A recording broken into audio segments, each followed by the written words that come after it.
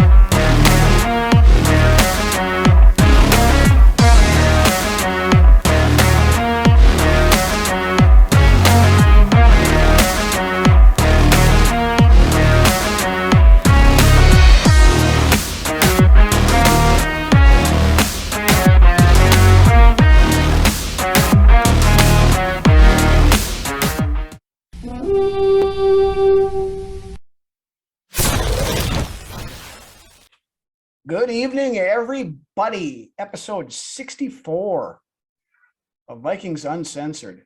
64 episodes. Just churning them out for whoever out there watches us. For Vikings Uncensored, there is no off season. We keep on rolling through the slow time, giving you guys what there is as far as Vikings news and entertainment and whatever else we can throw at you, a little history here and there, and keeps us busy. Yep, all kinds of good stuff through the off season. But we do have a little bit of stuff news wise to go over this week, so we'll dive right into that. NFL type news, a couple of Cleveland Browns related news items. Apparently the Carolina Panthers and the Cleveland Browns are still discussing a potential Baker Mayfield trade. The hang-up seems to be what kind of compensation that the Panthers would give up and how much of Mayfield's salary that the Browns would be on the hook for and that kind of stuff. But with the other Browns tidbit, I wouldn't be in any big hurry to be trading Baker Mayfield if I was them. Although what the hell? Although they've out-Browns themselves on this whole situation already, the way they've handled it. If I was Baker Mayfield, I'd be ready to be getting traded. Yeah, I would be. If I was Baker Mayfield, I would be telling Cleveland to go pound sand someplace because the second Cleveland Browns news item. Two more harassment cases have been filed against one Deshaun Bill Cosby Watson, bringing the grand total Would you like a pudding pop? To 26 cases. You want a pudding pop? Or a Jello jiggler? That's what they're calling it nowadays, the Jello jiggler. I was just thinking in my head, that's what they're calling those things nowadays. Would you like a Jello jiggler, sir? That's what she said. Yes. Speaking of which, the Browns and Baker Mayfield, I heard the Vikings name was tossed around a little bit there too. No, all that is one of those freaking clickbait Viking sites, and it gets me every time. It's just sad how one of these sites who has no backing behind anything that they say whatsoever throws out some stupid rumor like this, and it gets legs and becomes a major talking point for this time of the year is prime for that crap. It honestly is, but it's sad to see how so many people don't even think about this. They hear something like that and they take it and run with it. Yeah. If the Vikings were good, the sad thing is that you see the bigwigs, even some of them even fucking saying, yeah, I could see him going to the Vikings, but it's just like speculation anyways too. But it's not even good speculation. If the Vikings were going to trade for Baker Mayfield, they would not have extended Kirk Cousins. And that's all I'm going to say on that topic. They would have done it already. Because it is pure bullshit speculation, and I'm not going to spread that crap on this show. So that's all I got to say about that part of it. I just wanted to get you fired up, dude. So. That worked. We'll move on though.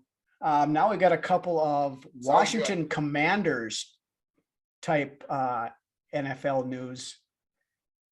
First one, wide receiver Terry McLaurin skipped their mandatory mini camp due to his contract dispute. I know we talked about this a few weeks back about him wanting a new contract, and apparently he's showing his displeasure by holding out now. I mean, McLaurin's a decent receiver. I don't think, he's not on that level of, some Not of these, yet, anyways. yeah, but he's not on the level of some of these guys that have gotten paid, like your Tyreek Hills and your, who was it? Christian Kirk. Yeah, well, he's maybe on the lines of Christian Kirk, but I mean, he's better than Christian Kirk, in my opinion. So yeah, but neither one of them are worth the kind of money Christian Kirk got.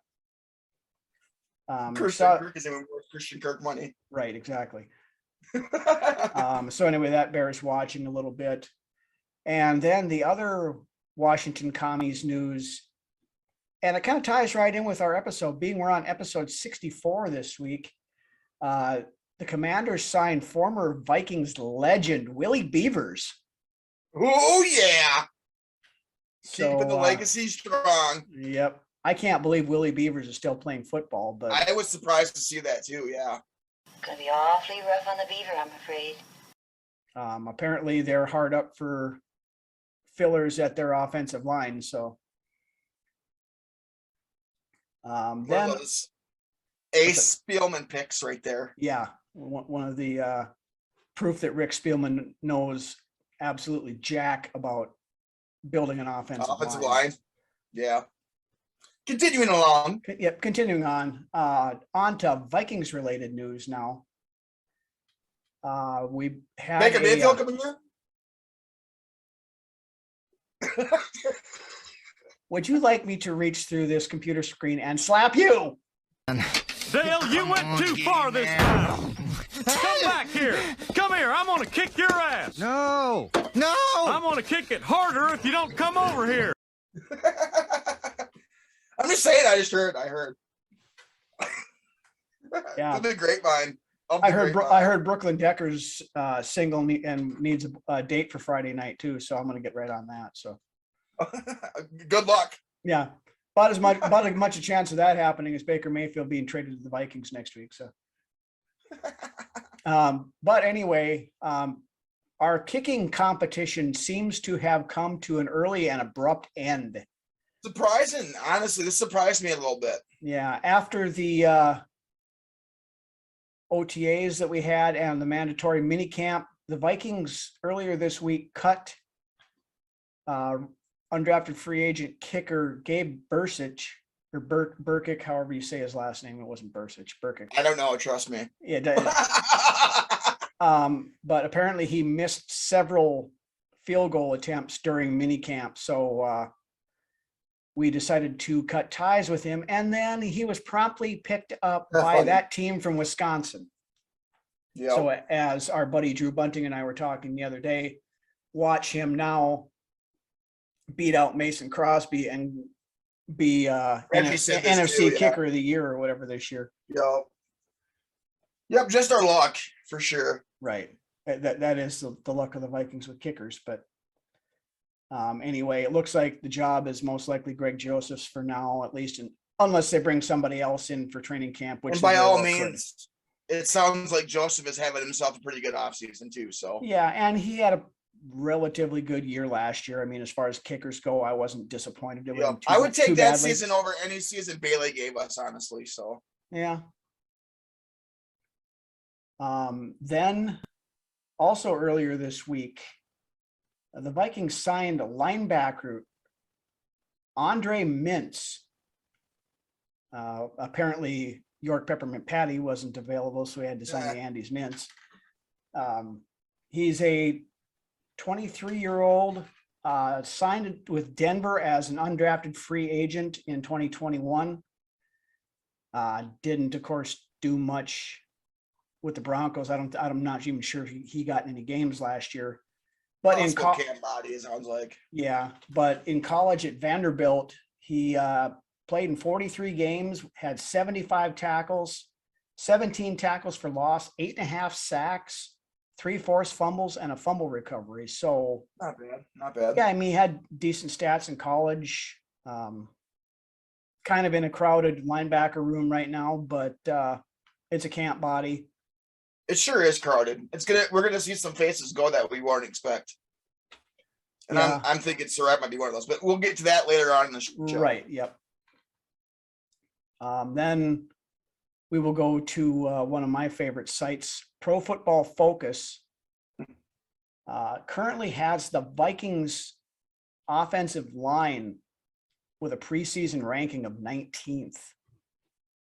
Now that is assuming that Ed Ingram starts at right guard and Garrett Bradbury starts at center. Okay. Now, like I said, I've made no qualms in the past about my thoughts on Pro Football Focus. The one spot where their rankings, I think, are at least somewhat useful and helpful is offensive line, because it is kind of hard to, other than the eye test, hard to grade and, offensive line type stuff. So I don't know that 19th is going to be good enough to get it done for us. I think they're going to have to get better than that, but whether we can, I think we will. Honestly, I really do. I hope so. I mean, wait and see. From all accounts, Bradbury came into the offseason program this year up about 10 pounds. He said he's been looking pretty good, I guess. Eat. Yeah, and that's what he said. He's been eating a lot of steak and a lot of everything else he can find to try to get the weight up. And, that's been his biggest thing. He's been undersized, and those big nose tackles and stuff will end up fork lifting him into the first row of the seats half the time. Which is what we've been accustomed to seeing. Right. In this time here. Yep. So other than that, not a whole lot of news coming out of the Vikings. They're pretty tight-lipped after the mini camp and stuff. Other than the normal. The vague. No news is good news at this point in the season, honestly. Yeah, for the most news part. is usually pretty good news at this point. There's certain position battles and stuff, that we're all curious about, but we really won't learn much there until the pads go on end of next month. So, but with that being mini camp and everything is pretty much all over with now, I thought we would take a look at where the current depth chart sits as we get through the last month of summer here before we do start training camp. So we'll roll right into that, kind of go through the positional areas here and discuss any surprises or question marks or what we think here. So we'll start off with the offense, of course, and the quarterback position. Of course, Cousins QB1. Sean Mannion still listed as QB2, Kellen Mond QB3, and Nate Stanley QB4. By all accounts, I'm going to guess it's going to be Mond at number 2. I just believe Mannion will be there until training camp, at the end of training camp, and they'll cut him.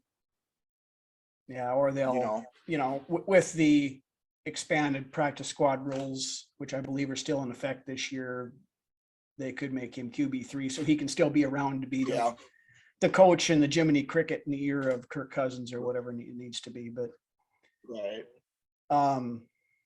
by everything we've heard through OTAs and everything,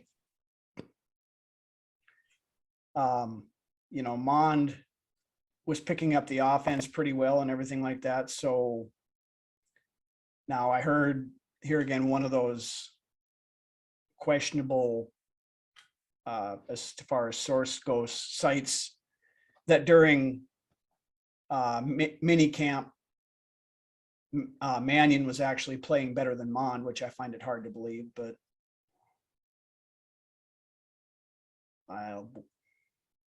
if Mond can't be, I find it hard to believe. That Mannion plays better than anybody. So.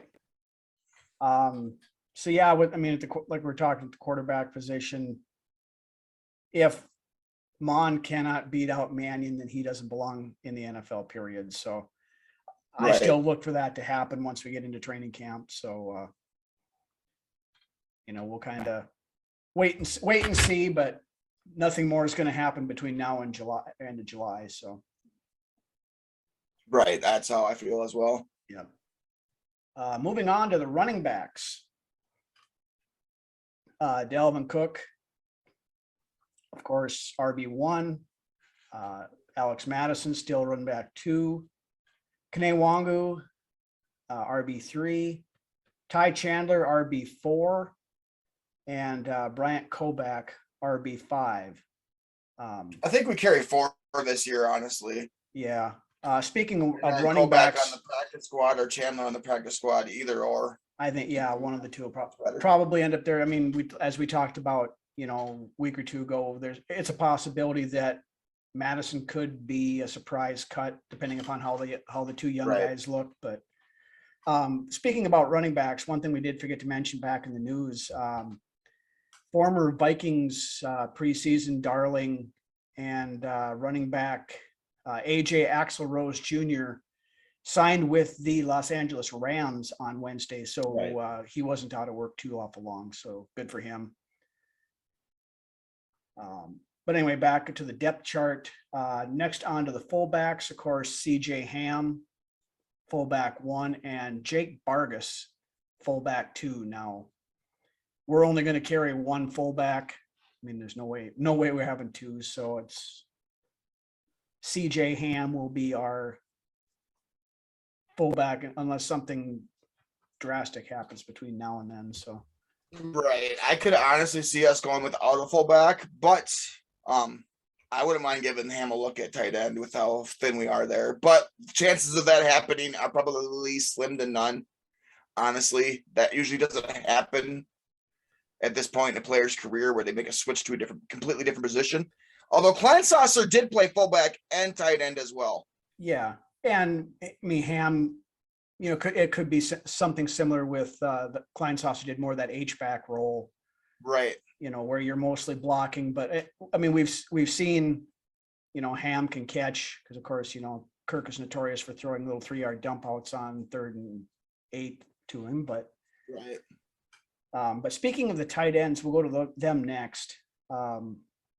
Irv Smith Jr., of course, tight end 1. Former Bison standout Ben Ellefson, tight end 2 right now. There again, he's more of the blocking tight end, of course, rather than Irv Smith is. But he can catch as well. So then our buddy Johnny Muntcake is tight end 3. Zach Davidson, tight end 4, and rookie Nick Muse, tight end 5 right now. So it's going to be interesting how that tight end competition shakes out this year at camp. Yeah, I assume they're probably only going to carry 3 tight ends. You're right. So my guess is going to be Irv, Ellefson, and Muntcake, but there's still room on the practice squad for a couple of those other guys. So I mean, we have players there, but the depth is questionable. I mean, if Irv goes down, we really don't have a high-end pass-catching tight end, like we had with Conklin last year. So, and I alluded to this earlier too. That tight end group scares me this year. Until they can prove themselves as a unit, it's pretty damn thin looking to me. Yeah, I guess that would be one of my higher areas of concern, I guess, at this point. But then on to probably the most crowded group we have on the team, the wide receivers. Outsiders looking in don't even think to see there. They're like, the Vikings don't have anything outside of Justin Jefferson for receivers.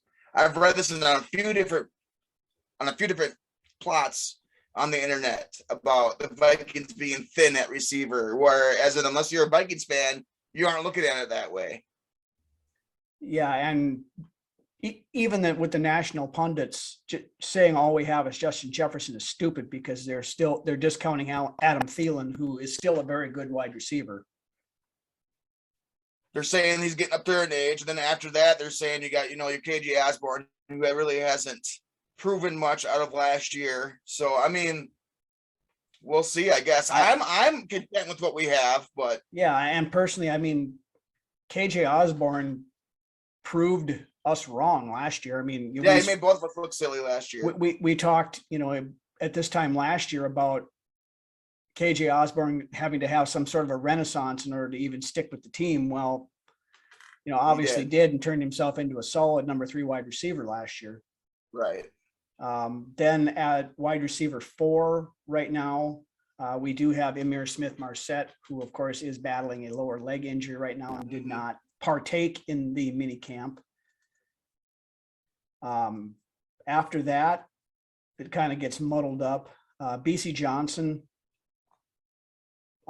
took quite a few of the wide receiver 3 snaps in mini camp with Osborne being out and Osborne and Smith-Marset out. Then we have newly signed Albert Wilson in the mix there. Special team standout Dan Chisena. Rookie Jalen Naylor. Last year undrafted free agent Blake Prohl, son of former NFL player Ricky Prohl. Myron Mitchell, who has languished about on the practice squad here for what seems like about 5 or 6 years. Tristan Jackson, who I still don't know. I couldn't pick him out of an empty room right now. Nah. And then rookie free agent signing Thomas Hennigan from the didn't he play for the Fighting Chickens last year in college? The Chante doesn't ring a bell. Name doesn't ring a bell. Yeah. So I look for Naylor to move his way up that depth chart too before the beginning of this season. I do too. I mean, I think we carry 6 wide receivers probably, and it's going to be your top 4 that we were talking. Then the final 2 will come down to about 4 different players there. BC Johnson, Chisena, Naylor, and Albert Wilson. Right. I think when it comes down to it, it's probably going to be Chisena for his special teams prowess, and I think Naylor gets the other one. I agree. BC Johnson has a little bit to prove, missing out on last year with that ACL injury, so he could sneak his way onto the team yet. It'll bear watching once the pads go on and we start actually playing. He's definitely a bubble player to watch. Yep. Then on to the offensive line. At left tackle, of course, we have last year's rookie first-round pick Christian Darrisaw. Be nice to see him start the season, instead of having to wait 6 weeks. Yep, and by all accounts, he's, he developed well as the season went on last year, despite it being Mike Zimmer and everything else. Now they have moved Oli Udoh over as of right now, he's the backup left tackle, which not a big fan of, but can't be any worse than Rashad Hill last year. Yeah, but I mean, Rashad Hill was a good backup swing tackle. He wasn't a starter and should never have been a starter. No. And then third on the depth chart there is rookie Vidarian Lowe, who I look to probably make the roster as that Rashad Hill type swing tackle. But of course, at this point, the rookies have to prove themselves before they can work their way up the depth chart. So then at left guard, apparently there's still nobody better than Ezra because Cleveland is still left guard 1. Good for him. Awesome. Yep. Now they're showing Chris Reed as left guard 2. Wow. Which is interesting. And then Kyle Hinton is left guard 3 now. Chris Reed had been getting a lot of play over at right guard, but and at center too, I had heard. I don't know that he's actually done much at center yet, but has that capability, and I know they're talking about potentially using him there. Right. But at center, of course, we have the aforementioned Garrett Bradbury as the starter at this point. Then beyond that, we have Austin Schlottman Schlotch. as backup center, and then rookie undrafted free agent Josh Sokol as center 3 right now. Then over to probably the biggest question mark we have on this offensive line right now is the right guard spot. As it sits right now, free agent signing Jesse Davis is the starting right guard, with Ed Ingram as number 2 on the depth chart, and then Sasquatch 2.0 himself, Wyatt Davis, as right guard 3. I was gonna say, I thought I seen Davis at 3 in some of those depth charts that were out. Yep. Now we still need proof that Wyatt Davis actually exists. You know, as it is right now, he is sitting in Brett Jones territory as far as I'm Right, concerned. he But, really is. still one of the greatest unsolved mysteries in recent NFL memory. Join me. Perhaps you may be able to help solve a mystery. The catastrophic fall to the point where Wyatt Davis goes from a 2-time consensus All-American Exactly. guard in college to Just baffling. invisible at the NFL level. Just baffling, dude. Mm-hmm. Then at right tackle, we have, of course, Brian O'Neill.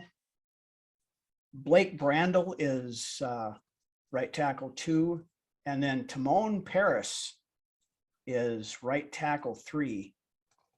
Now, Timon is there. I don't know where they're putting Pumbaa, but Hakuna Matata there. We're not going to worry about it. So, Yeah. Funny. Any comments or anything you want to throw about the offense before we move over to I defense? liked what I seen out of Brandel last year. You know, the way he was able to move along that right side of the line and still, you know, able to move bodies. So Yeah. we keep Brandel here. Yeah, there again, Brandel, I think, is one of those quality backup guys that you don't really want starting, but if he's got to fill in a little bit here and there, he can. Yep. He's sufficient for that. Our extra blocker. Yep. Yep. Yeah, because we did use him, I think, in some heavy packages when we brought in that extra lineman a few times. Okay, so with that, we'll roll over to the defensive side of things. At the base 3-4. Defensive end, Harrison Phillips, old horrible Harry himself, is the starter at defensive end. Then rookie out of Minnesota, Esezi Ademayo, is the backup. And right now, Jalen Twyman is defensive end 3. Right. Then I'm excited to see him this year. yeah, I mean, the kid got a rough break last year. You know, he got shot 4 times when he went to go visit his aunt in DC about this time last year. So yeah, I'm looking forward to see what this kid can do. I had high hopes for him last year before, you know, the situation that happened, but so he's going to be definitely somebody I want to watch coming into training camp and preseason. So on to the nose tackle. Delvin Tomlinson is our starter, followed by a cast of pretty much nobodies. TJ Smith, T.Y. McGill, and then Tyrese Stevenson, the rookie undrafted free agent, also in the mix there. A bunch of names. Yeah, so you know, Smith has a little bit of experience, so he's probably got the upper hand at backup right now. But I think there for a little bit, McGill was our big name free agent signing earlier this year. Yeah, and there again, and don't know a whole lot about him either. But then over at the defensive tackle position, or the other defensive end, whatever you want to call that spot, Armon Watts is penciled in as the starter right now. followed by our buddy James Lynch. Then recently signed Jonathan Bullard, the guy that Right. played mainly for Chicago and I think someplace Atlanta a little bit too, but I'm not sure. Yeah, it was Atlanta or some other team anyway. But and then Julian Taylor is at the bottom of the depth chart. There again, a name. I think didn't he play for San Francisco at one point or something? I think so. Yeah. Then on to another crowded position group, linebackers. Very much so. Yeah, at the one outside linebacker spot, we have Zadarius Smith, who, if can stay healthy, I'm really liking what I'm seeing out of this guy, both from a play standpoint and a fire and a leadership standpoint. Yeah. Then his primary backup is DJ Wanham, Janarius Robinson in behind Wanham, and then Zach McLeod at the bottom of the list there. Then at the one inside linebacker spot, Jordan Hicks, our free agent signing out of Arizona, followed by Blake Lynch, Chaz Surratt, Ryan Connolly, and the newly signed Andy's Mintz at the bottom of that one. Then over to the other inside linebacker spot, Eric Kendricks, of course, is the starter, followed by Brian Asamoah, Troy Dye, and William Quinkeu. So Asamoah is already above Dye on the depth chart, so that's Yeah. telling you something right there too. But I mean, take it for what it is. Yeah, I mean, Troy Dye had a few flashes here and there, but for the most part, he's just. I've never really been high on Troy Dye. I mean, and you're right, he has had some flashes, but in my brain, I don't see him as a quality starter, in the long term. So I'm a lot higher on Blake Lynch than I am on. Absolutely, Troy yes, Dye. I'm right there with you on Blake Lynch. I mean, Lynch has shown out quite well in the times he's gotten to play, I think. When he's had his opportunities, taken complete advantage of them. And I would honestly let go of a Troy Dye just so I could keep Surratt and get a better look at him as well. Mm-hmm. So yeah, I wouldn't argue that point. I mean, if it came down to it. Yeah, which it very well could. Right.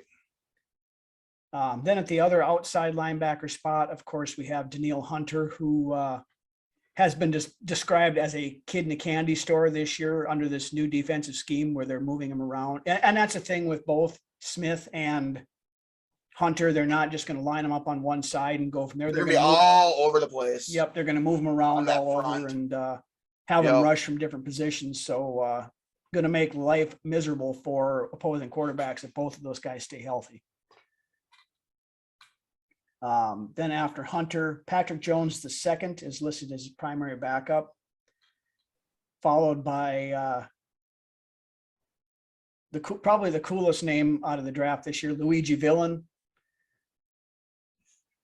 Wow. I think it's actually pronounced Villan, but we're going to call it Villan because it sounds better.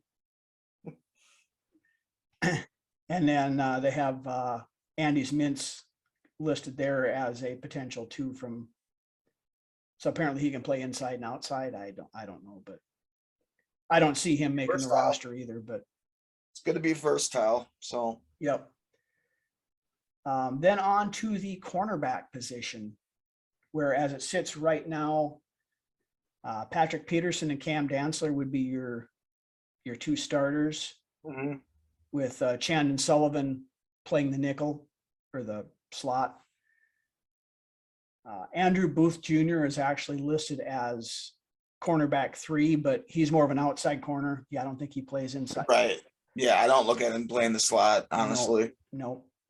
Then after Sullivan, you have the other rookie, Caleb Evans, Nate Hairston, Chris Boyd, Harrison Hand, Perry Nickerson, and Ty Smith. Harrison Hand still hanging on. Yeah. There again, he's another one of those guys that will jump up and make a flash play every once in a Exactly. while, but the consistency is not really there. I don't know. I think Zimmer had his favorites in that cornerback room. And Oh, I he absolutely did. Yeah. And I believe a lot of these players that we got to see flashes of didn't really get their own chance to shine out there at corner either. So maybe we'll get a more of an honest look this year at some of these guys. Well, I mean, look at Cam Dantzler. I mean, he was in Zimmer's doghouse as Bashad Breeland fucked up every week. Yeah. But yet for the first 7 seasons of the week. 7 seasons of the week. 7 weeks of the season, excuse me. My God. Wah, wah, wah. But yeah, I mean, then when, Breeland got cut after getting into that altercation in practice, you're for us. I'm here. Okay. I'm here. All right. When Breeland got cut after that altercation in practice and they were forced to play Cam Dantzler, and in a couple of games where Patrick Peterson was out as well, Dantzler ranked out as one of the top cornerbacks in the league, if you go by Pro Football Focus, which, I think there was just an article that came out not too long ago that had him like 7th in the league as far as coverage goes. Yeah, I mean, anywhere from back into top 10 to 15 to 17, somewhere in there, depending upon what metrics you're looking at. He's deceptively decent at what he does. Yep. It's just when he makes a mistake, it's just that much magnified. Yeah. There again, he's inconsistent, but when he was in Zimmer's doghouse, I don't think he got the proper coaching and development that he should have in the first, confidence boosts, right? Things along those lines. Yep. So, I mean, I look at Dantzler to take a jump this year with coaching. It's a good make or break year for the kid, honestly. Yeah, especially with Booth sitting there behind him. But honestly, I think we'll probably be doing a lot of rotating with some of these guys. I was going to say that I could see Booth rotated in for Peterson quite a bit more than I could see him rotating in for Dantzler. Yep, and I honestly, in 2023, I could see it being Dantzler and Booth as the starting cornerback. Absolutely, yeah. And I think that probably is the long-term plan. So we'll see how it goes there. Then on to the safety group. Strong safety, of course, we have Harry the Hitman. Josh Metellus is his primary backup. And then Mike Brown is the third on the depth chart. Now Metellus is another one that, hasn't got a lot of playing time, but has done okay when he's been in there. Right. Average safety. Yeah, hasn't mucked things up too badly for the most part, but, hasn't really put that step forward to being, standing out above the rest. Right. Then over to the safety spot, they didn't waste much time here. They put rookie Lewis Murder Scene as the starting free safety, which, I mean, when we drafted him, we knew that was going to be the case. Cameron Bynum is his primary backup. Cameron Bynum is going to be a Swiss Army knife on that defense. Yeah, I believe Bynum can play both safety spots, and we talked about. You talk about Zadarius Smith and Hunter being all over the place. I believe Bynum has that in him to put him anywhere on that defensive side of the field, and he's going to make plays. Yeah, and they'll use him, I think, a lot in that, like a big nickel when they'll run 3 safety sets. And I mean, you could put Bynum back at safety. You could put him at corner. You could use him as a smaller linebacker, honestly. And I mean, he could be all over the field. I believe he is like J-Ron Curse times 10. So yeah, I think Bynum's better than Curse, but exactly. But with Donatel's defensive scheme in here, one thing he likes to do is mix things up and come with weird sets and different hybrid positions and things like that, to that illusion of complexity that Kevin O'Connell spoke of, in his introductory press conference. Yep. So, and I've heard of them running 3 safety sets in camp. So. And Donatel has spoken specifically about that in some of his press conferences he's done. Yep. So I look for Cam Bynum to get a fair amount of playing time this year, regardless, I think. Yeah, he definitely shouldn't be hanging his head at all. No. I think that this coaching staff has big plans in store for him as well. Mm-hmm. And, you know, there again, Harrison Smith doesn't have a whole lot left in him. So, you know, there's a possibility in a year or two down the road where it's Cam Bynum and Lewis Seen be our starting safeties too. Right. You know, so. Yep. Then taking up the third position at the free safety spot right now is Miles Dorn, who again has kind of floated around the team for the last couple of years and played a little bit here and there, but nothing really to speak of. So, anything you want to add defensively before we move on, or? I don't think so. No. Okay. Then we'll roll through the special teams here real quick. Punter, of course, we still have the competition going on between Jordan Berry and Ryan Wright. I think Barry takes it. I mean, I do too. I guess. Yeah, I think he had a leg up anyways beforehand. They just brought him in they just brought the other guy in just to compete a little bit. Yeah, but Barry had Barry, in my opinion, had an awesome year last year. Yeah, so. I had really no complaints with Barry other than the couple of times when he got punts blocked that there was stuff he could have done to prevent that. But then, of course, as we mentioned at the kicking position, Greg Joseph is last man standing for the moment after Burkick was unceremoniously dumped this week. Then long snapper, of course, Andrew DePola. Yep. Yeah, we don't really have any competition for him unless one of the rookies can hop in there, I guess. Punt returner, right now we have KJ Osborne listed as punt returner 1. Seen that. Which I don't think that's how it's going to play out. I don't think so either, and I kind of hope not, because we've seen Osborne as punt returner and he's not very good at it. I mean, his rookie year, but still, he's worked his way up in the receiver depth chart to where you wouldn't want to put him at punt returner if you don't have to. I would agree there. I think there's probably better options. Smith Marset is listed there as well. Naylor possibly. Then, of course, at kick returner, Kane Obi-Wangu Kenobi, unquestioned kick returner 1. You know, he had 2 touchdowns last year on kick returns, you know, at a position that the NFL has tried its damnedest to get rid of for the most part in the last few years. It was so great because when he first came in, when he first started making appearances, he took one to the house shortly after he ended up starting. Yeah, it was his first or second game in, wasn't it? Yeah. Yep. And Baltimore was his first one. Mm-hmm. So, and I mean, like I said, that was shortly after he came back from injury or whatever. Yeah, and offhand, I can't think of anybody else in the league that had 1 kickoff return for a touchdown last year. Yeah, and guess what? He got snubbed from the Pro Bowl. Right. Which I think was BS, but yeah, if you don't got anybody else, he's returning kicks for touchdowns here, but you got somebody that hasn't returned one for a touchdown in the Pro Bowl. Pro Bowl is BS. Yeah, it never used to be BS, but the longer it's gone on, the more BS. Oh yeah, the last 8-10 years, 20 years, it's been a complete joke. Yeah. Then Smith Marset is listed as the backup kick returner as well. That's about it for the special teams, and about it for the depth chart right now. Of course, everything's subject to change.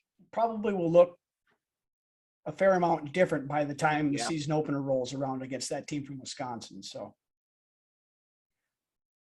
with that, we'll roll into another one of our classic beer commercials. So head to the fridge, grab yourself a fresh cold one, crack it open. Check this out. We'll be back in a minute.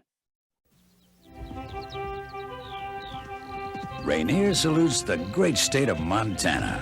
From Kalispell to Custer, from Plentywood on down to Livingston, Helena up to Great Falls, and clear out to Glendive and all the great cities, towns, ranches, and big sky country in between. Rainier, Montana's favorite beer, because it's brewed for the big Montana thirst.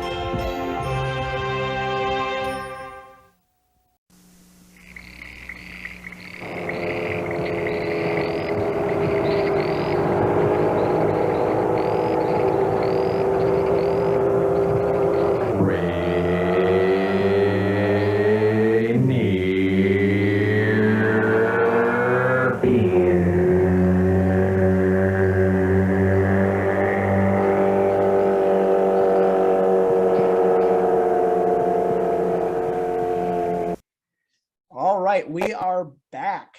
And once again, we have come to the point in the show where we take a look at the greatest players to wear number 64 in this week's segment of Brunswick's Best. So who you got for us this week, Lance? Well, I got 3 of them for you this week. So Okay. we're down 1. But with that being said, let's kick it off. So starting out a little bit of old school. We're going to go with Milt Sunday here. He played high school ball for Bloomington High out of Minnesota. And then he went on to play for the Golden Gophers. Sunday was drafted number 271 in the 20th round of the 64 NFL draft. He spent his entire career here, spanning from 64 to 74 with the Vikings. He played left guard for the better part of that decade, and Sunday was a starter on the Vikings offensive line for 2 of their Super Bowl appearances. He would have appeared in 3, but he was injured 2 weeks before in the NFC Championship game, which would have made it 3 for him. Unfortunately, he missed out on that one. He made the Pro Bowl in '66, and he also made the Minnesota Vikings 25th anniversary team. So Milt Sunday to kick it off. Cruising right along here. I don't know, did you watch Milt Sunday at all when you were, is that before, that's before your time, right? I was born in 75, so he was out of Oh, here. yeah. Yep. He retired a year before you were born then. So, okay, moving along here. Anthony Herrera. I love me some Anthony Herrera. Mhm. Was born in Trinidad and Tobago, but went on to gain his U.S. citizenship and went undrafted out of Tennessee in 2004. He was eventually picked up by the Vikings as an undrafted free agent. Herrera surprisingly also spent his entire career with the Vikings, spanning from 2004 until 2011. And that's, in this day and age, you don't really hear that very often. Especially from an undrafted free agent. Right. So Anthony Rick Ross Herrera appeared in 80 games for the Vikings, starting 70 of them. Pretty damn good for an undrafted free agent. Mm-hmm. I remember Anthony Herrera being a big step up and being a much better right guard than what we had in the past decade, honestly. He was a very good run blocker with average to above average pass blocking ability, in my opinion. Herrera spent the bulk of his career creating lanes for all-day Adrian Peterson, which he could get through and was a big part of Adrian's rushing attack, honestly. So that puts Anthony Herrera in there as one of the best to wear 64. Now we get to the gravy of this number. The Hall of Famer himself, Willie Mr. Beavers. Randall. What's that? Willie Beavers. Yeah, Willie Beavers. The Hall of Famer himself, Mr. Randall McDaniel. Okay, so I actually did a Where Are They Now on Randall McDaniel here last year about this time. But anyways, if you want to get any more of that information, go ahead and go back, look and find it, and there's plenty of information there. But anyways, the Vikings selected McDaniel in the first round of the 1988 NFL draft, and he immediately became a fixture for the team on the offensive line. He missed just 2 starts in his entire Vikings career and started every game at left guard for the Vikings from 1990 until 1999. How good was Randall McDaniel? Well, he was named the first team All-Pro 7 times. First team All-Pro 7 times. And made the Pro Bowl 11 consecutive times. Back in the era where the Pro Bowl actually held some weight. Yep. As a member of the Vikings, he made the Pro Bowl 11 times. Every year except his rookie year. McDaniel was also a member of the NFL's 1990s All-Decade team, largely because he was not just good, he was a dominant force for the Vikings on the offensive line. his longevity and his ridiculous athletic ability, including his Ruben sub 4.74 40 time, are just a couple of things that make him, in this writer's opinion, in this person's opinion, the best offensive lineman that's ever worn a Minnesota Vikings uniform. Now, I think you could put Hutchinson right up there with him, but McDaniel is better than Hutchinson. I'll take McDaniel over Hutchinson for sure. I mean, honestly, in my opinion, McDaniel is not only probably the best left guard that we've ever had. He's one of the best left guards in NFL history, I think. Yeah, absolutely. So, and then like a few others, McDaniel did eventually get a super ring. Unfortunately, it was not with the Vikings, as he finished his career with the Buccaneers and won a Super Bowl as part of that franchise instead. McDaniel was selected to the Pro Football Hall of Fame in 2009 and is a member of the Vikings Ring of Honor, and was named one of the 50 greatest Vikings of all time. One thing not only was Randall a great player, but he's also an amazing human being, and a lot of his story carries on after his football career. And like I said, I did a Where Are They Now on McDaniel. So if you're interested in that part, go ahead and go back and check that out in one of our previous episodes. Yeah. One thing I'll always remember about McDaniel was that goofy ass stance that he was always in, where his left leg was cocked out at like a 45-degree angle. It was the weirdest stance, but it worked for him. So and they never forced him into to make anything. They said if that's that's what works, and why try to fix it. So and like I said, John Madden, every time that we had a game, Madden had to say something about it. So circling it on his teleprompter. Yeah, I mean, it didn't seem like it was a natural way that a leg should bend, but right. I heard something at some point in time that he had gotten dinged up a little bit, and putting his leg that way made it so it didn't hurt so much or whatever. And then he found out that it worked for him, so he kept doing it. Yeah. So that's what I got for you this week. All righty. I'm disappointed that you didn't do a write-up on Willie Beavers. I'm just another player for another time.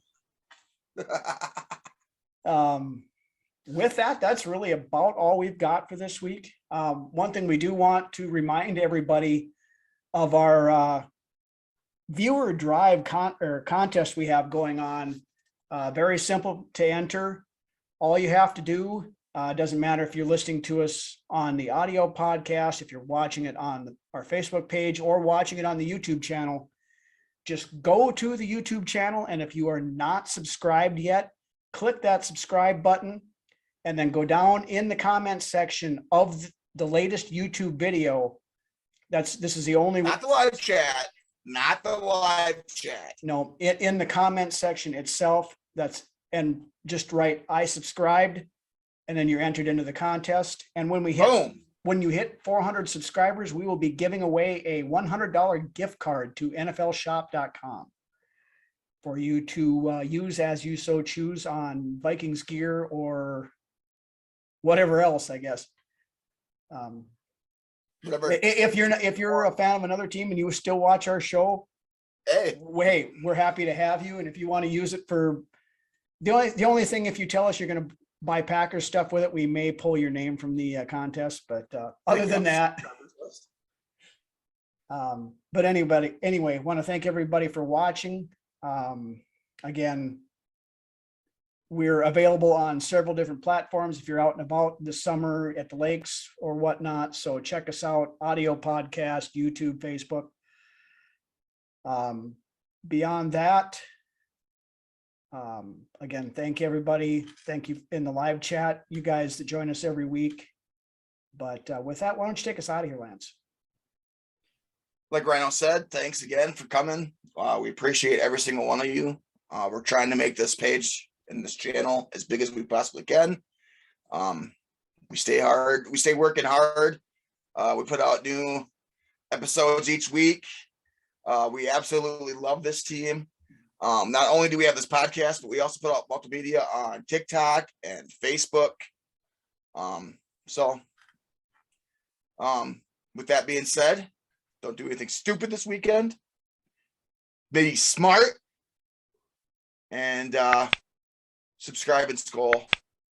All right. We'll see you guys. Have a good weekend.